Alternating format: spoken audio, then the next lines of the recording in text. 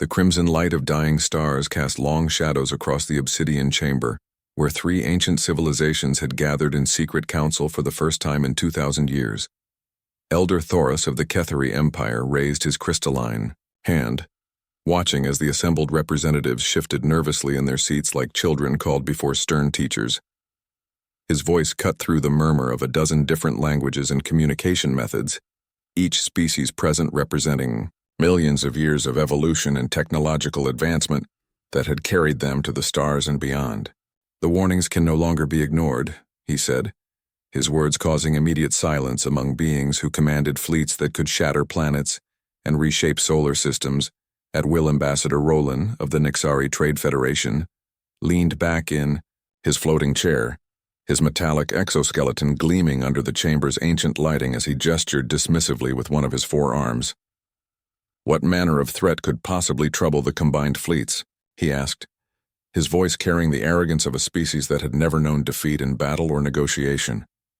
The Nixari had built their empire on commerce and technological superiority, their ships carrying goods and knowledge across 1,000 star systems while their weapons kept the trade routes safe from pirates and hostile aliens. They had grown comfortable in their dominance, confident that their advanced shields and energy weapons made them untouchable by any force in the known galaxy. Elder Thoros turned his ancient eyes toward the ambassador, those silver pools that had witnessed the rise and fall of countless civilizations over his extended lifetime. "Not all power can be measured in plasma cannons and energy shields, young Roland," he replied, his voice carrying the weight of prophecy and bitter experience. High Sage Mira of the Astral Collective floated forward on waves of pure psychic energy, her ethereal form shimmering as she moved through the chamber like a ghost made of starlight and ancient wisdom. When she spoke, her voice carried visions of distant worlds and possible futures that made even the most hardened military commanders feel uneasy. "The humans of the third planet in the Sol system possess something our civilizations abandoned long ago in our pursuit of technological perfection," she said, her words causing ripples of confusion among the assembled delegates who had built their societies on the principle that technology solved all problems. Laughter erupted from several sections of the chamber, the sound echoing off the obsidian walls, as species after species dismissed the idea that a primitive world could pose any threat to their advanced civilizations. They had seen countless worlds join the galactic community over the millennia, each bringing their own unique gifts before finding their proper place in the established order. Captain Norse of the Galactic Defense Corps stood up on his powerful legs, his forearms spread wide in a gesture that combined respect with barely concealed mockery. "Respected elders," he said, his voice carrying the authority of someone who commanded vast fleets and had never lost a single engagement. "Our intelligence reports confirm that this humanity has barely achieved basic interstellar flight." He activated a holographic display that showed the Sol system in all its primitive glory, with crude metal ships struggling to reach the outer planets using chemical rockets and fusion drives that seemed laughably inefficient compared to galactic technology. "Their technology is centuries behind our most basic civilian vessels," he continued, "and their society remains fractured by endless conflicts over resources and territory." The display zoomed in to show Earth itself, a blue-green world scarred by industrial development and military installations that spoke of a species still trapped in the violent phase of planetary evolution. "They wage war with kinetic projectiles and chemical explosives while we harness the power of collapsed stars and manipulate the fundamental forces of reality itself." Elder Thoros stood slowly, his great crystalline form casting shadows that seemed to move independently of the chamber's lighting, creating an atmosphere of unease among beings who had long since forgotten what it meant to feel truly threatened. "It is precisely because they wage war that they are dangerous," he said, his words falling like stones into still water. The chamber fell silent as his statement sank in, forcing the assembled delegates to confront an uncomfortable truth about their own civilizations. In their technological paradise, war had become an abstract concept studied in historical archives rather than a living reality that shaped every decision and drove constant innovation. "The humans know only struggle," High Sage Mira continued, her voice carrying visions of the distant Earth where billions of beings lived lives defined by competition and conflict. "They are born into adversity, raised in hardship and forged by trials that would break the spirits of our most elite warriors and scholars. She gestured toward the holographic display, which now showed images of human cities where millions of people lived in conditions that most galactic citizens would consider primitive beyond belief. Yet those same cities buzzed with energy and innovation, their inhabitants working tirelessly to overcome every obstacle placed before them. Where we see insurmountable barriers, they see challenges to overcome through determination and ingenuity, she explained. Where we accept natural limitations and work around them through technology, they refuse to yield and instead find ways to surpass those limitations entirely.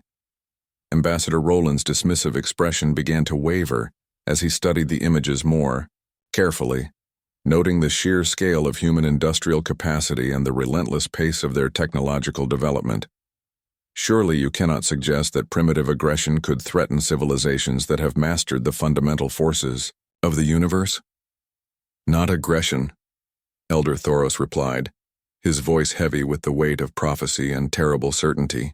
Determination combined with an absolute refusal to accept defeat under any circumstances whatsoever. He manipulated the display to show long-range scanner data from the Sol system, revealing primitive human vessels pushing deeper into space with each passing cycle despite facing radiation storms, asteroid fields, and cosmic hazards that would make experienced galactic explorers turn back. Observe their trajectory patterns and expansion methods. The assembled delegates watched with growing uneasiness as the data showed human ships charting courses through regions that established civilizations had marked as too dangerous for exploration. They were not simply exploring space in the careful, methodical manner preferred by galactic society. They were conquering it through sheer force of will. They established permanent installations in systems we deemed uninhabitable due to radiation or gravitational anomalies. High Sage Mira whispered, her voice carrying visions of human bases carved into asteroids and moons that should have been death traps for organic life. They are not seeking the easy paths we have carefully mapped through the galaxy over millennia of cautious exploration. The warning hung in the chamber's air like a prophecy carved in stone. Yet as the council began to disperse with delegates, returning to their respective domains carrying word of the elders' concerns, the message was met with the same dismissive laughter that had echoed through the obsidian halls during the emergency session. The galaxy had grown comfortable in its supremacy over the course of countless generations, confident in its technological might and sophisticated diplomatic systems. The idea that a species still struggling to escape its home system could pose any meaningful threat to their established order seemed not just unlikely, but completely impossible to rational minds. They would learn in time that the elders' warnings carried the weight of absolute truth, but by then humanity would already be among the stars, bringing with them the one force the galaxy had forgotten how to face: the indomitable will to survive and thrive against all odds, no matter what the cost. Deep space held its breath around the research vessel Harmony of Spheres as it drifted through the void between star systems, its bioluminescent hull pulsing with gentle rhythms that spoke of peaceful exploration rather than military purpose. Commander Eris of the Cathari Scientific Division stood before the main sensor array, her crystalline features reflecting the soft blue glow of displays that showed readings from the primitive Sol system. Navigation Officer Beck worked at his station, with practiced efficiency, his 6 tentacles dancing across control matrices that monitored everything from gravitational fluctuations to quantum field variations across light-years of empty space. Long-range scanners are detecting unusual energy signatures from the human home system, he reported, his voice carrying notes of confusion that made other crew members look up from their tasks. Ares approached the central display with growing curiosity, her mind already reaching out through the ship's neural network to interface directly with the sensor data streaming in from their most advanced detection equipment. What she found in those readings made her pause in complete bewilderment. The numbers showing results that defied every model of primitive technological development. These power signatures are inefficient by our standards, yet they are achieving results that should be impossible with such crude energy sources, she said, her voice carrying the weight of someone who had studied hundreds of developing civilizations and never seen anything like this before. The readings showed massive industrial operations that seemed to violate basic principles of energy conservation. Science Officer Dex called out from his position at the Stellar Cartography Station, excitement building in his harmonic voice patterns, as he processed data that challenged everything they thought they knew about human capabilities. "Commander, we are detecting multiple artificial structures in the void between the third and fourth planets of their system." The main display flickered to life with a tactical overview that made the entire bridge crew fall silent in shock. The humans had established permanent installations throughout their solar system in defiance of every projection made by Galactic Intelligence Services. Their crude but undeniably functional space stations orbiting key gravitational points like metal flowers blooming in the cosmic garden. The humans appear to have achieved permanent space habitation decades ahead of our most optimistic projections, Dex continued, his voice growing more amazed with each new reading. These installations show signs of heavy industrial activity, including large-scale manufacturing and resource processing, on a scale that rivals some of our minor colony worlds. Eris felt a chill run through her crystalline spine as she studied the tactical display, watching as massive transport vessels moved in complex patterns that spoke of an established interplanetary infrastructure. According to every intelligence report, humanity should still be confined to their homeworld and its immediate moon, struggling with basic orbital mechanics.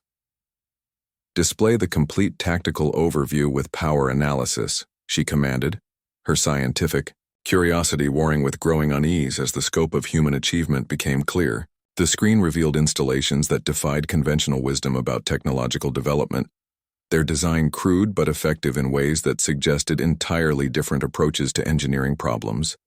Beck's chromatophores shifted through spectrums of disbelief as he processed the readings from his navigation sensors. "Commander, these structures are not following any known pattern of space construction," he reported. "They appear to be building with materials and methods that prioritize function over efficiency or aesthetic considerations." A proximity alert suddenly interrupted their analysis, its urgent tone making everyone on the bridge look up in alarm. On the main screen, a small craft had detached itself from one of the outer human installations and was moving in their direction at a velocity that violated every safety protocol known to galactic civilization. "Commander," Dex reported, his voice tight with growing concern as he ran calculations on his equipment. "That vessel is accelerating beyond safe parameters for organic life. By our models, the gravitational forces should crush any biological crew into paste against their bulkheads." Eris studied the approaching craft with scientific fascination, mixed with genuine worry. The human ship was small compared to their research vessel, but it moved with mechanical precision that suggested either advanced automation or crews willing to endure conditions that would kill most galactic citizens. Their questions about the craft's capabilities were answered when a communication signal reached them. Primitive by galactic standards but clear in its intent and surprisingly direct in its tone, the universal translation matrix struggled with the strange linguistic patterns before producing an approximation that made the entire bridge crew exchange nervous glances. "Unknown vessel, this is Captain Roy of the United Earth ship Defiant," came the transmission, the voice carrying authority and confidence that seemed inappropriate for a species that had only recently achieved basic spaceflight. "You are operating in human territorial space without proper authorization. State your intentions immediately and prepare to be escorted to Processing Station Alpha 7. Eris felt her scientific training clash with diplomatic protocols as she processed what she was hearing. The humans were claiming territorial sovereignty over regions of space that established galactic civilizations had never bothered to explore, let alone claim for themselves. "Transmit standard first contact protocols," she ordered, her voice carrying the calm authority of someone who had conducted dozens of peaceful first contacts with developing species. "Inform them that we come in peace and seek dialogue between our peoples in accordance with established galactic law." The response came, swiftly arriving with a tone that made the entire bridge crew shift uncomfortably in their stations. The human voice carried an edge that spoke of military discipline and absolute conviction rather than diplomatic courtesy. "Negative unknown vessel," Captain Roy replied with crisp efficiency. "You will comply with escort procedures immediately, or face defensive action." We do not negotiate with unidentified craft operating without authorization in restricted space. Beck's tentacles trembled with anxiety as he processed the implications of the human response. "Commander, they are threatening us," he said, his voice carrying disbelief that a species barely capable of interstellar flight would dare to challenge a vessel of the Ketheri Scientific Division. Aris watched the human ship continue its impossible acceleration, closing the distance between their vessels with mechanical precision that spoke of engineering solutions she could not begin to understand. Everything about the craft emphasized function over form, with no consideration for aesthetic beauty or technological elegance. "Scan their vessel for defensive capabilities and potential weaknesses," she ordered, though the words felt strange coming from someone who had spent her career studying peaceful civilizations. The Cathari had not needed to analyze potential military threats for over 1,000 cycles of galactic peace, Commander, Dex reported, his voice hollow with shock as his sensors revealed the true nature of the human vessel. "I am reading multiple weapon signatures aboard that craft. Their armaments are primitive by our standards, but numerous enough to threaten ships 3 times their size." The communication channel crackled again with the same authoritative voice that had first challenged their presence. "This is your final warning, unknown vessel," Captain Roy announced with deadly calm. "Reduce speed immediately and prepare for escort procedures, or we will interpret your continued approach as hostile intent and respond accordingly." For the first time in her long career studying developing civilizations, Commander Aris found herself facing a species that operated under completely different rules than those established by galactic civilization. These humans recognized no authority beyond their own and enforced their territorial claims with weapons and determination rather than diplomatic negotiations. "Comply with their escort demands," she ordered finally, her scientific curiosity overriding her diplomatic training. "Maintain full sensor sweeps during the process. I want to understand exactly what we are dealing with here." As the harmony of spheres submitted to escort by the human patrol vessel, Eris could not shake the memory of Elder Thoros's dire warnings about the species from Sol 3. The humans were not following the expected path of galactic development, instead carving their own route through space while claiming territories and establishing rules that recognized no authority beyond their own determination. The galaxy had spent millennia perfecting the art of peaceful coexistence through careful diplomacy and shared technological advancement. These humans seemed to have perfected something entirely different: the absolute conviction that they belonged among the stars regardless of who might disagree with their territorial claims. As they approached the human processing station, a massive construction that dwarfed anything in their databases about primitive space technology, Aris realized that first contact was about to become far more complicated than any established protocol had ever anticipated or prepared them to handle. Steel and determination filled every corner of Fortress Station Alpha 7, as Admiral Sarah Wells studied intelligence reports that painted a picture far more dangerous than any enemy fleet or hostile alien invasion. 20 years of military service in the asteroid wars and colonial conflicts had taught her to read between the lines of technical specifications and threat assessments. Chief Analyst Robert Kim stood beside the primary command display, his weathered face reflecting the harsh reality of what their sensors had discovered about their unexpected visitors. "The alien vessel's technology represents an advancement of at least 5 centuries beyond our current capabilities," he reported, his voice carrying the weight of uncomfortable truths that could reshape human civilization. The briefing room fell, silent except for the steady hum of life support systems and the distant vibration of construction work, as the station continued to expand. Around the massive conference table sat the finest military minds humanity had produced, officers who had earned their ranks through victory in battles where surrender meant extinction. Their power generation alone exceeds our entire planetary energy grid by several orders of magnitude, Kim continued, manipulating holographic displays that showed technical analyses of the alien vessel. Their hull materials are composed of substances unknown to human science, and their propulsion system operates on principles we have not even begun to theorize about. Colonel David Park, commander of the station's defensive systems, leaned forward, with the intensity of someone who had spent his career preparing for threats that seemed impossible to defeat. "Admiral, with respect, that level of technological superiority means they could have destroyed Captain Roy's patrol vessel without even slowing down." Wells nodded grimly, her expression reflecting years of strategic thinking about scenarios that most humans preferred not to contemplate. "Which means they chose not to eliminate our ship when they easily could have," she said. "The question that determines our survival is understanding why they showed such restraint." The main tactical display activated to show the alien vessel in all its organic elegance, its bioluminescent patterns and flowing curves representing an approach to engineering that made human military hardware look crude by comparison. Yet that same crude hardware had successfully challenged beings who could manipulate the fundamental forces of reality. "Admiral," interrupted Communications Officer Lisa Reed, her voice carrying the tension of someone handling first contact protocols. "With a species that could eliminate human civilization with casual ease, we are receiving a formal diplomatic transmission from the alien vessel requesting immediate negotiations." Wells straightened her uniform and composed her features into the neutral expression she had perfected during decades of difficult negotiations. "Put the transmission through on the main display and ensure all conversation is being recorded for analysis." The screen resolved into an image that challenged every assumption humans had made about alien life. The being that appeared seemed carved from living crystal, its angular features somehow conveying ancient wisdom despite their complete alienness to human experience.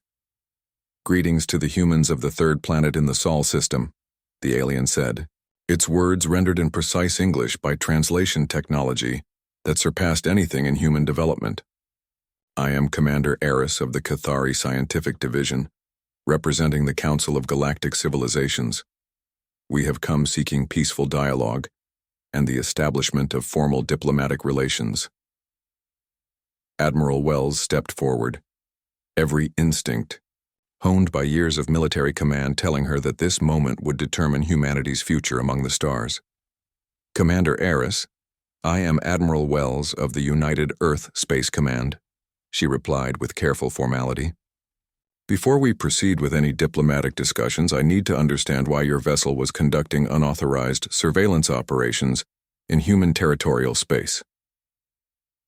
A flicker of something that might have been surprise crossed the alien's crystalline features. "Admiral, with all due respect, the territories you claim have been designated as neutral exploration zones by Galactic Authority for over 2 millennia. No species has ever laid formal claim to these regions." Wells allowed herself a smile that carried no warmth whatsoever. "Until now, Commander, humanity claims complete sovereignty over all territories within a 50-light-year radius of our home system, as well as any regions where we have established permanent installations or active military operations." Commander Eris paused, apparently consulting information sources beyond the camera's field of view. "Admiral, our intelligence reports indicate your species achieved basic interstellar capability less than 1 standard galactic cycle ago. The territories you claim would require centuries to properly explore and establish, much less defend against external threats." The human admiral's expression hardened with the determination that had carried her species from primitive tool users to interstellar civilization in mere millennia. "Your intelligence reports are incomplete and outdated, Commander," she said. "Humanity has been actively expanding into these regions for the past 30 years. We currently maintain permanent installations in over 200 systems within our claimed territory." The alien's composure cracked visibly as it processed implications that challenged everything the galactic community believed about human capabilities. "That level of expansion is not possible given your technological limitations," it said. "Our projections indicated you would require at least 2 more centuries to achieve such development." Wells gestured to Colonel Park, who activated a holographic display that revealed the true scope of human expansion across local space. Red markers indicated military installations, blue showed mining operations, and green marked civilian colonies in a network that stretched far beyond what any galactic intelligence service had detected. "We do not build slowly and carefully, like your established civilizations, Commander," Wells explained as the alien studied the display with obvious disbelief. "We identify what we need, Take it by force if necessary, and defend it with everything we have. While your council has been debating our potential threat level, we have been claiming our rightful inheritance among the stars. Commander Eris studied the tactical display with growing alarm, noting installations in regions that galactic surveys had deemed completely uninhabitable for organic life. Admiral, some of these facilities are located in areas where radiation levels should be instantly lethal to biological organisms. Should be lethal, yes, Wells agreed with grim satisfaction. We modified ourselves genetically to survive where adaptation was possible. We built technology to overcome environmental challenges where modification was insufficient. And where neither approach worked, we found alternative methods to establish our presence. The silence that followed carried the weight of implications that would reshape galactic politics. The alien commander was clearly struggling to process the reality of human expansion methods that ignored conventional limitations entirely. Admiral, Commander Eris said finally, her voice more cautious than before. I must inform you that the territories you claim include several systems that border the sovereign space of established galactic civilizations. Your expansion may be interpreted as aggressive behavior by some species. Wells's expression became deadly serious as she leaned closer to the camera. Commander, let me clarify something important about humanity's position in galactic affairs, she said. We did not ask permission to expand into these territories, and we will not ask permission to defend them against any threat. If established, galactic civilizations have concerns about our presence. They are welcome to discuss the matter through proper diplomatic channels. And if they choose a more direct approach to resolving their concerns? The alien asked. The Admiral's smile returned, sharp as a blade and twice as dangerous. Then they will discover exactly why the elders warned your council against underestimating humanity in the first place. Commander Eris recoiled slightly at the mention of the ancient warnings. You are aware of the Council of Elders' prophecies regarding your species? Wells nodded with satisfaction at the alien's reaction. Commander, we have been monitoring your communications networks and intelligence-gathering operations for over a decade. We know about the warnings, the debates, and the dismissive responses they received from your leadership. We also know that every major galactic power currently lists humanity as a minimal threat in their strategic assessments. She stepped closer to the camera, her eyes burning with quiet intensity that spoke of absolute conviction. Allow me to correct that assessment for your records, Commander. Humanity is not a minimal threat to galactic civilization. We are not a threat at all under normal circumstances. But if anyone decides to test our resolve by interfering with our territorial claims or threatening our installations, they will learn the difference between species that evolved in comfortable environments and civilizations that forgot how to fight for survival. The transmission ended with Admiral Wells's words hanging in space between species, carrying with them the weight of prophecy and the promise of consequences that the galaxy was completely unprepared to face. Commander Eris stared at the darkened screen, finally understanding why the ancient elders had issued their warnings about the humans from Sol 3. It was not their primitive technology or their small numbers that made them dangerous to established galactic order. It was their absolute refusal to accept limitations that other species took for granted, combined with their willingness to pay any price necessary to claim their place among the stars. The galaxy was about to learn that some species did not ask for permission before taking what they needed to survive, and thrive emergency protocols activated throughout the great amphitheater on Nexus Prime as representatives from across the galaxy, gathered under circumstances that had never occurred in 3,000 years of recorded galactic history. The elegant chamber that had hosted peaceful deliberations among civilized species now buzzed with an energy that bordered on barely controlled panic high. Chancellor Vega of the Nexari Federation stood at the central podium, her metallic features reflecting the harsh emergency lighting that had replaced the chamber's usual warm illumination. Around her, delegates from 47 different species maintained their composure with varying degrees of success as reports continued to arrive from the outer territories. The intelligence reports we have received are deeply disturbing and challenge our fundamental understanding of human capabilities. Chancellor Vega began, her voice carrying across the vast chamber with technological precision that ensured every delegate could understand her words. Within the span of 6 standard galactic months, we have lost all contact with monitoring stations in 12 different star systems.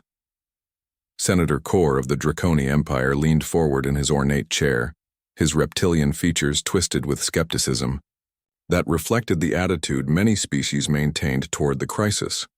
Lost contact could indicate any number of mundane explanations, Chancellor, he said with dismissive authority. Equipment failures, solar interference, routine maintenance shutdowns, or simple communication breakdowns. Chancellor Vega manipulated her control interface to display tactical data that made several delegates shift uncomfortably in their seats. The Cathari research vessel Harmony of Spheres was dispatched to investigate the disappearance of Station Gamma 12 in the Kepler sector, she announced. They discovered debris patterns consistent with controlled demolition rather than accidental destruction. A murmur of unease rippled through the assembly as the implications became clear.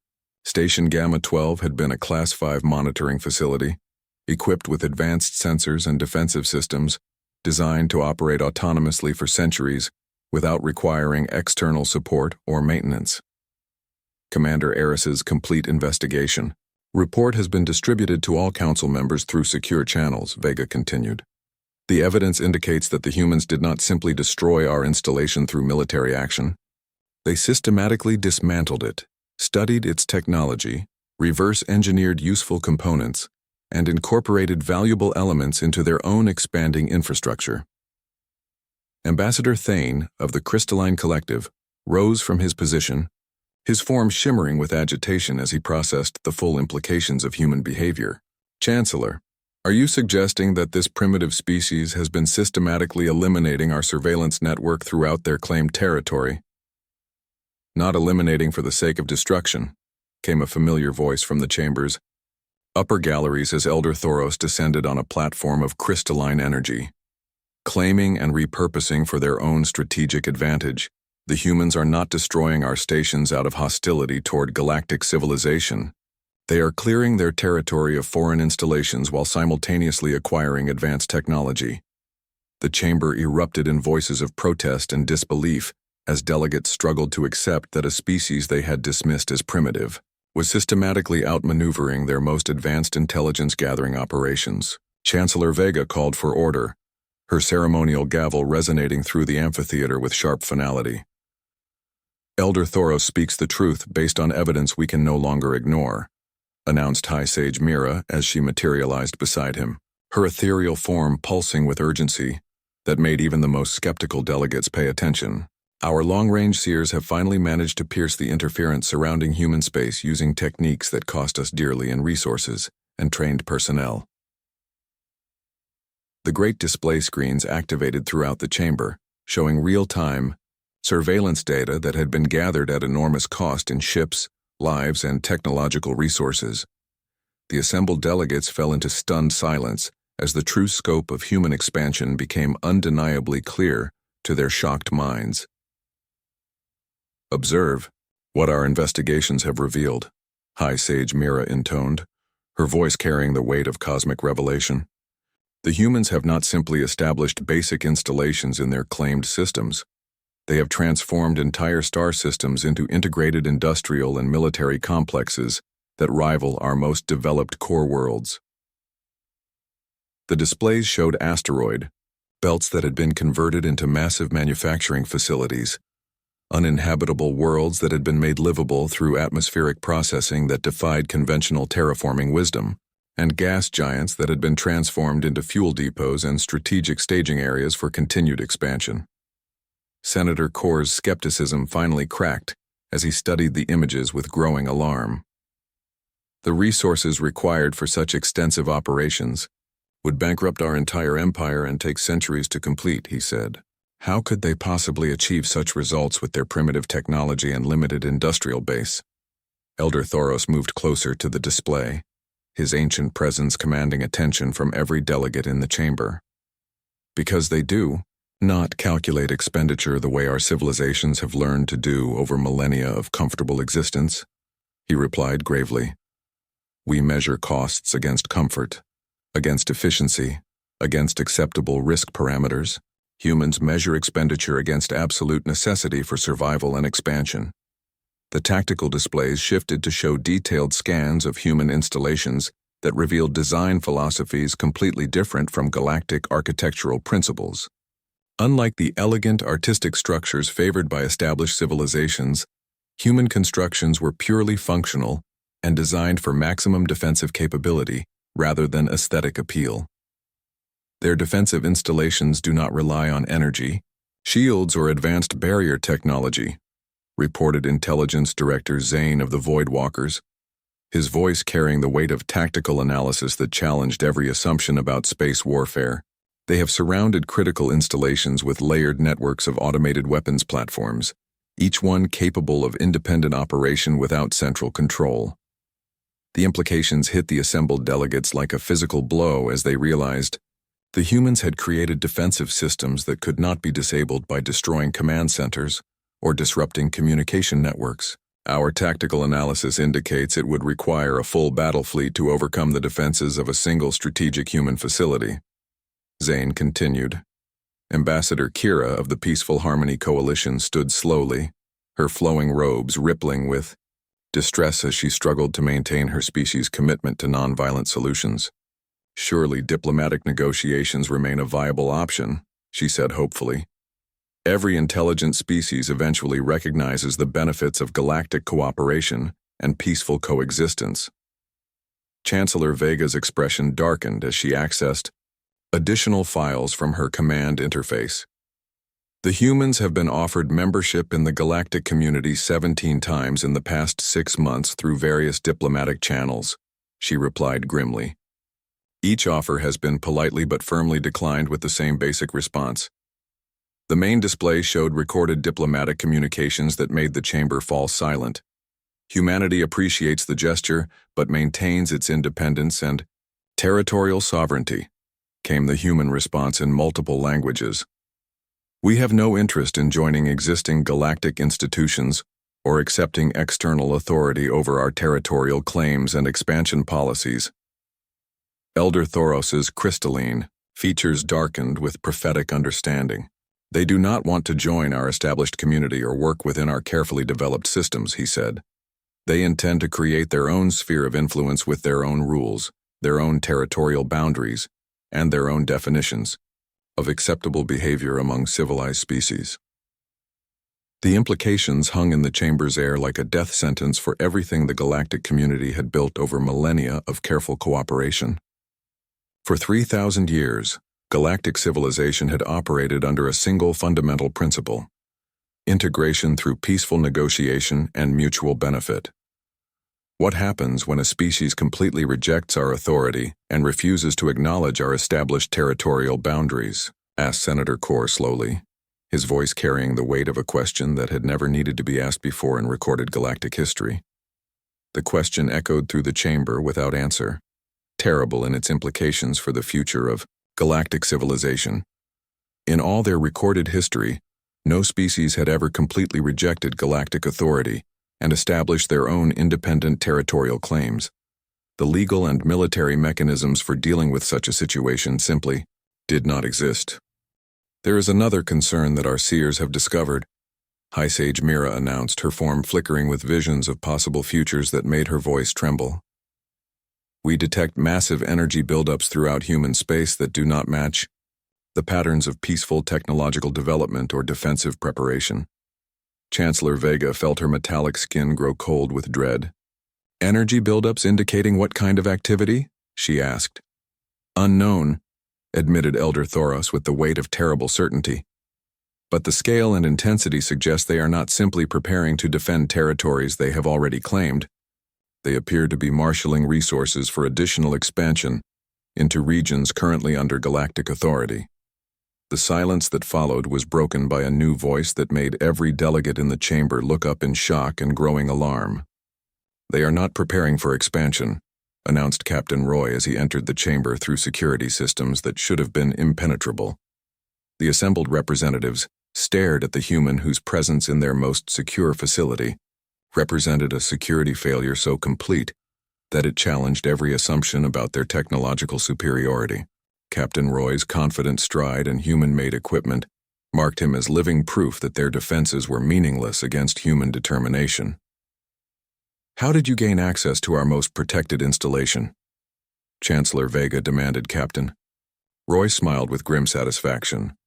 "The same way humanity has accomplished everything else that your projections claimed was impossible, Chancellor," he replied. "We found a way around your limitations and made it work for our purposes." As alarms began to sound throughout Nexus Prime and security forces scrambled to respond to an impossible breach, the assembled delegates realized that their galaxy had changed forever. The humans had not simply rejected galactic authority, but had demonstrated that such authority was meaningless when faced with sufficient determination and ingenuity. The age of galactic consensus was ending, and something entirely new was about to begin. Silence stretched across the void where the Nexari battle fleet Sovereign's Pride should have been conducting routine territorial patrols. But instead of the massive dreadnoughts and escort vessels that had departed 3 days earlier, long-range sensors detected nothing but empty space and fading energy signatures. Admiral Beck of the Cathari Defense Force stood in the command center aboard the massive ship Eternal Vigilance, studying tactical displays with growing dread.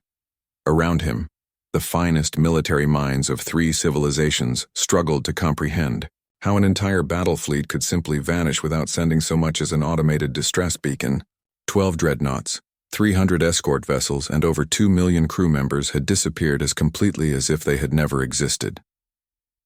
The Sovereign's Pride was conducting standard territorial reconnaissance along the human border regions, reported Intelligence Coordinator Sachs, her tentacles quivering with nervous energy as she processed data that defied every expectation about space warfare.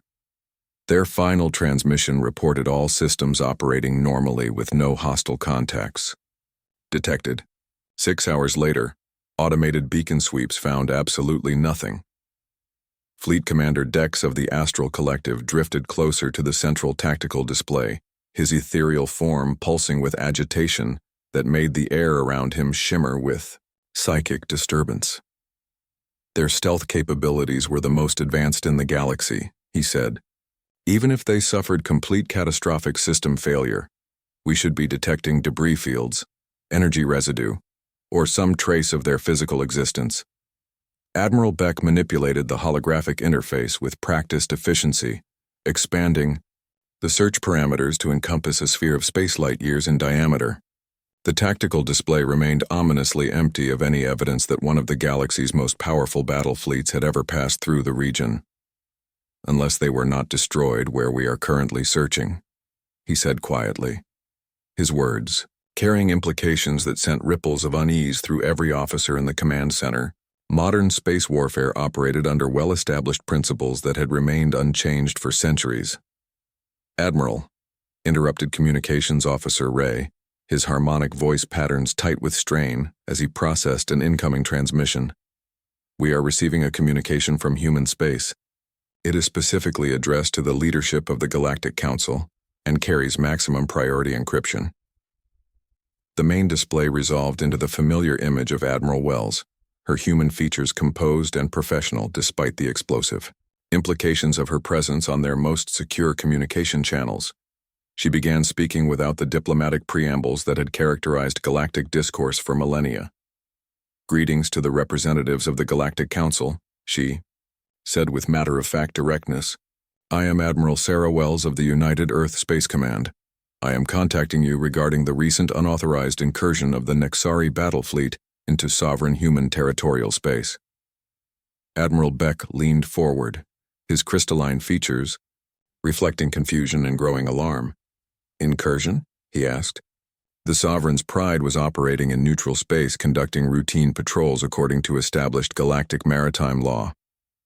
Wells appeared to look directly at him despite the secure nature of their communications, somehow identifying exactly who was speaking. "Admiral Beck," she said, "the Sovereign's Pride entered human territorial boundaries at coordinates 127.4 by 89.7 by 156.2 at 0800 Standard Galactic Time 3 days ago. They were issued clear warnings to withdraw immediately and failed to comply with lawful orders." Fleet Commander Dex found his voice first among the shocked officers. Admiral Wells, the Sovereign's pride was comprised of some of the most advanced warships in galactic history, he said. What could possibly have enabled you to detain an entire battle fleet? Wells smiled with an expression that carried no warmth whatsoever. Would you prefer to see the evidence rather than continue speculating about our capabilities? She asked, pleasantly. The display split to show Admiral Wells in one section while the other half revealed a massive human installation that dwarfed anything in galactic databases. Orbiting the station in perfect formation were the unmistakable hulls of the Sovereign's pride, their advanced armor scarred by unknown weapons, but their crews apparently alive and unharmed. Your battle fleet is currently being held at processing. Station Delta 9. Wells continued with bureaucratic efficiency. Their personnel are receiving adequate medical care and nutrition, while their vessels undergo detailed technical analysis to ensure they pose no further threat to human security interests. Admiral Beck felt his understanding of modern warfare collapse in real time as he stared at the impossible images. You captured an entire Nexari battle fleet? He asked, his voice carrying disbelief that bordered on denial. Wells corrected him with the precision of someone accustomed to dealing with legal technicalities. We defended ourselves against hostile military forces operating illegally within our sovereign territory, she said. The detention of trespassing vessels and their crews is standard operating procedure under human territorial defense protocols. Intelligence Coordinator Sachs's tentacles writhed with agitation as she struggled to process the tactical implications. Admiral Wells, the Nexari dreadnoughts mount primary weapons capable of shattering planetary surfaces, she said. Their defensive shields can withstand direct exposure to stellar radiation. How did your forces overcome such overwhelming technological advantages? Wells leaned back in her chair, her expression becoming almost educational. Coordinator Sachs, your civilizations have spent the past several centuries perfecting the art of avoiding military conflict through diplomacy and technological deterrence, she explained. You have created weapons of incredible destructive power and defensive systems of remarkable sophistication. But you have forgotten the most fundamental principle of warfare. Which principle is that? Demanded Fleet Commander Dex. That superior. Technology does not automatically guarantee victory in combat, Wells replied. Determination wins wars, not specifications.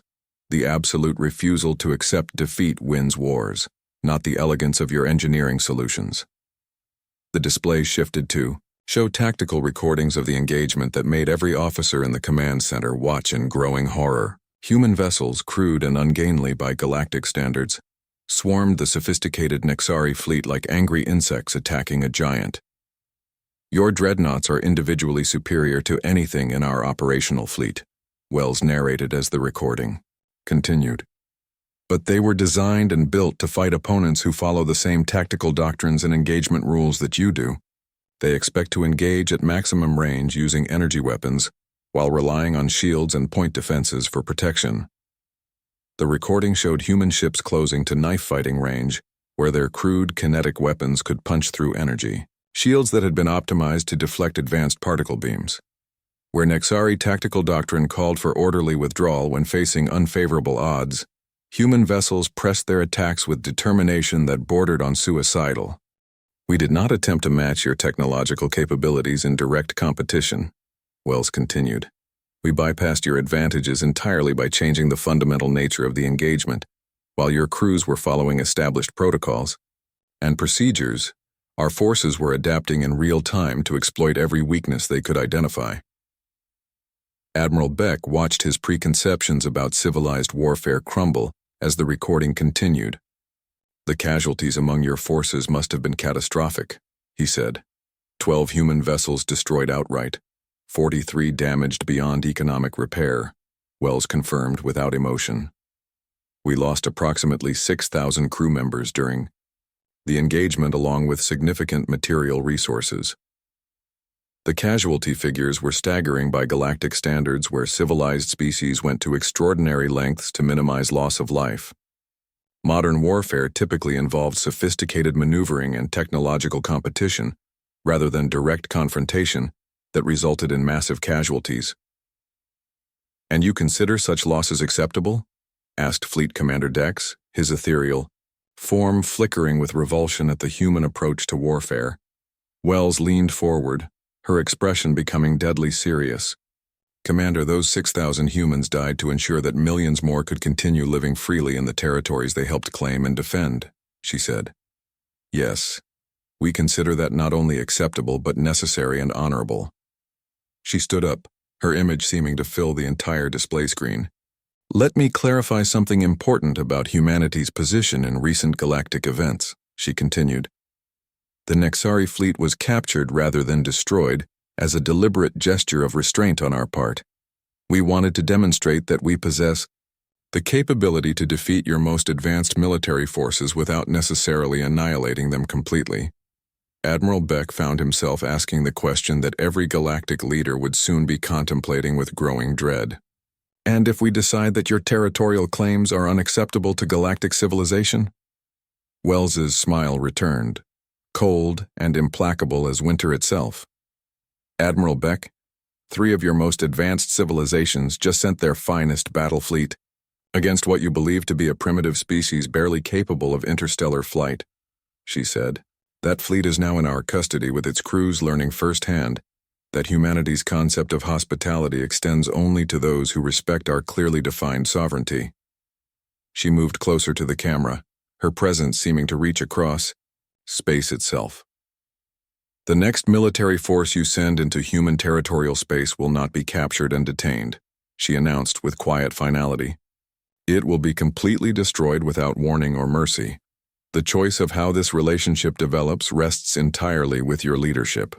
The transmission ended, leaving the command center in stunned silence as officers struggled to process the complete transformation of galactic power dynamics. Outside the viewports, the vast combined galactic defense fleet continued its stately progress toward human territory, confident in its numerical superiority and technological advantages.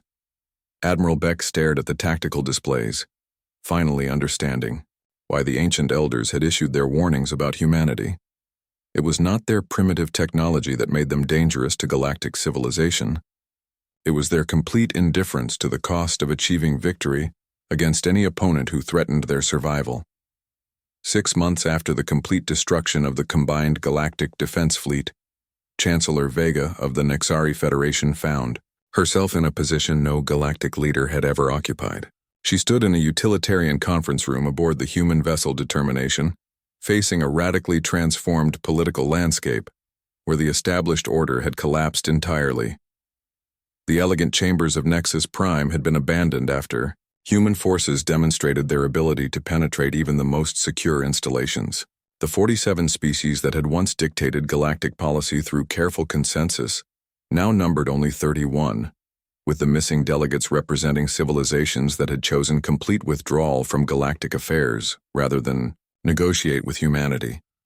Those empty spaces served as silent reminders of how thoroughly the ancient order had crumbled under the pressure of human expansion and military superiority. Species that had ruled star systems for millennia had retreated to their core worlds, abandoning territorial claims rather than face the possibility of direct confrontation with human forces. Admiral Wells entered the conference room with the measured stride of someone who had earned absolute authority through victory in battles that had redefined the nature of galactic warfare. Unlike the elaborate ceremonial garments favored by traditional diplomatic protocol, she wore a simple military uniform that bore the practical modifications of someone who had fought in actual combat, distinguished representatives of the remaining galactic civilizations. Wells began without the flowery diplomatic language that had characterized interstellar relations for thousands of years. "We are here to establish a new framework for peaceful coexistence between humanity and those species willing to accept the realities of our current situation." Elder Thoros, one of the few beings present whose authority predated the current crisis, leaned forward with obvious reluctance. "Admiral Wells, the Council of Elders formally acknowledges humanity's decisive victory in recent military conflicts," he said.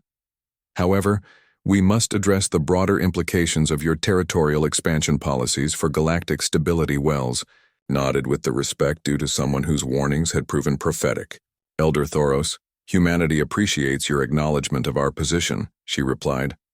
We also understand your concerns about the destabilizing effects of our expansion. That is precisely why we have requested this conference. She activated a holographic display that showed the current political state of the local galactic arm. Red zones indicated territories under direct human control. Blue represented regions still under traditional galactic authority, and an expanding area of green-marked systems that had declared complete independence from all external oversight. As you can observe, Wells continued with clinical precision, humanity's expansion has inspired numerous other species to reconsider their relationship with established galactic institutions. 17 civilizations have declared territorial independence in the past 4 months, establishing their own boundaries and defensive policies. Chancellor Vega's metallic features reflected her growing distress as she studied the fragmented map. Admiral, the dissolution of galactic unity threatens the peace that has been maintained for over 3 millennia, she said. Trade networks are collapsing, scientific cooperation has virtually ceased, and we are witnessing the return of territorial conflicts that we believed had been permanently resolved. Wells met her gaze directly. You are absolutely correct in your assessment, Chancellor, she agreed. The old system of centralized galactic authority is effectively dead. The question we must answer today is what kind of structure will replace it. She manipulated the display to show a proposed new configuration of territorial boundaries, each region clearly delineated with specific defensive parameters and resource allocation agreements. Humanity proposes a new model for interstellar relations based on voluntary association between completely sovereign territories. The display showed a complex network of mutual defense agreements and trade relationships that operated without any central coordinating authority. No imposed regulations, no forced integration, no central bureaucracy with authority over independent civilizations, Wells explained. Each species maintains absolute autonomy within their declared territories while establishing bilateral agreements based on mutual benefit and enlightened self-interest. Senator Core of the Draconi Empire shifted uneasily in his chair. Admiral, such a decentralized system would inevitably lead to conflicts between neighboring species, he said. Central authority exists specifically to prevent territorial disputes and resource conflicts through mediation and compromise. Wells smiled with grim amusement. Senator, the central authority you are defending just witnessed 16 of its member civilizations either conquered or voluntarily withdrawn from galactic society, she replied. Your system prevented conflicts by ensuring that no civilization ever developed the capability to fight them effectively. When a real challenge emerged, your entire structure collapsed within 6 months. Fleet Commander Dex materialized beside the tactical display, his ethereal form pulsing with anxiety. And what happens when disputes arise under your proposed system? He asked. Without central mediation and arbitration, how do we prevent escalation to military confrontation? Wells considered the question with the seriousness it deserved. The same way nature prevents overaggression in any biological ecosystem, she replied, through immediate and proportional consequences. Under the old system, aggression was discouraged, through diplomatic pressure and economic sanctions. Under the new system, aggression is discouraged by the certain knowledge that your neighbors are armed, trained, and absolutely willing to defend themselves. High Sage Mira floated forward, her voice carrying visions of possible futures that made her form flicker with cosmic concern. Admiral Wells, our seers have examined potential outcomes under such a decentralized system, she said. They show us visions of endless warfare, of species locked in perpetual territorial conflict, of the galaxy consuming itself in the fires of unrestricted competition. Wells nodded thoughtfully as she considered the ancient seer's concerns. High Sage, your visions are probably accurate for civilizations that have forgotten how to defend themselves, she acknowledged. There will undoubtedly be conflicts as species adjust to the new reality and test each other's resolve. But those conflicts will be limited by the simple fact that defeat carries immediate and permanent consequences. She gestured toward the tactical display, highlighting several regions where territorial disputes had already been resolved through direct negotiation.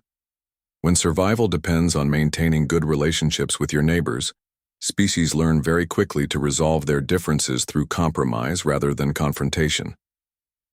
Chancellor Vega studied the proposed territorial arrangements with growing understanding.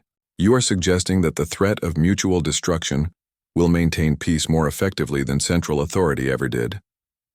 I am suggesting that respect based on demonstrated capability is more reliable than compliance based on distant bureaucratic authority, Wells corrected. Under the old system, species accepted central authority because they had no choice. Under the new system, they will cooperate because cooperation serves their own interests better than conflict. Elder Thoros leaned back in his chair, his crystalline features reflecting centuries of political experience. Admiral Wells, you are essentially proposing to replace galactic civilization with a collection of armed camps each defending its own territory against all potential threats. Wells shook her head. Elder Thoros, I am proposing to replace a galactic empire that maintained peace through the suppression of natural competitive instincts with a system that channels those same instincts toward productive cooperation, she said. Species that know they must defend themselves will invest in defensive capabilities.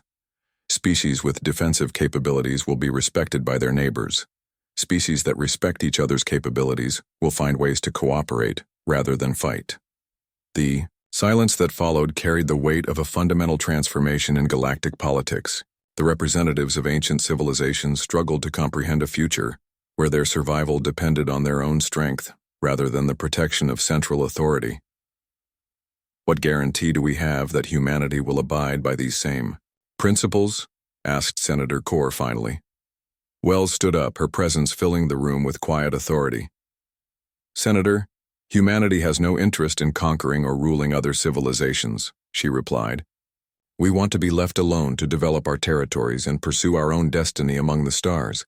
But we will respond to any threat against our sovereignty with whatever force is necessary to eliminate that threat permanently. She moved to the Yao viewport, looking out at the stars that now represented a galaxy forever changed by human determination. The choice facing every civilization is simple, she said. Accept the new reality and find your place within it, or withdraw from galactic affairs entirely. But do not make the mistake of believing that you can return to the old system of central authority and imposed order. As the conference concluded, with representatives returning to their home worlds carrying news of the new galactic order, Elder Thoros remained behind to speak privately with Admiral Wells. The elders warned about humanity for good reason, he said quietly. You have destroyed something that took millennia to build. Wells nodded with genuine regret. Elder Thoros, we destroyed something that had outlived its usefulness and was preventing the galaxy from adapting to new realities, she replied. What we build to replace it may be less comfortable, but it will be more honest about the true nature of life among the stars. The galaxy would never again know the comfortable certainty of central authority, but it would learn that some forms of order were stronger than others. The order imposed by mutual respect among equals who understood that survival depended on their own strength and the wisdom to use it carefully.